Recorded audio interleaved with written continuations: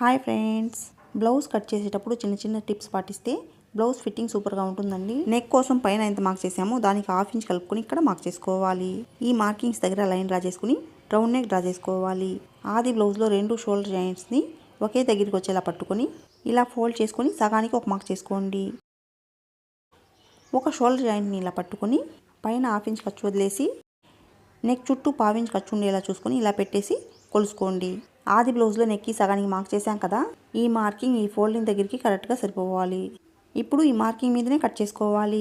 Back పార్ట్లో dot కోసం ఈ ఫోల్డింగ్ని ఈ లైన్ దగ్గరికి ఫోల్డ్ చేసుకుని టక్స్ పెట్టండి. బ్యాక్ పార్ట్ పొడవును బట్టి డాట్ పొడవుని మార్క్ చేసుకోవాలి. డాట్ పొడవు 4 ఇంచులు మార్క్ చేసుకోవాలి. ఇక్కడ డాట్ కోసం 1 ఇంచ్ ఎక్స్ట్రా మార్క్ చేసాం కదా, ఈ మార్కింగ్ని అటువైపు 1/2 ఇంచ్ ఇటువైపు 1/2 ఇంచ్ మార్క్ చేసుకోవాలి. ఈ చివరిలో 1/2 ఇంచ్ మార్క్ చేసుకొని ఈ డాట్ దగ్గర నుండి క్రాస్గా లైన్ డ్రా చేసుకొని కట్ చేసుకోండి.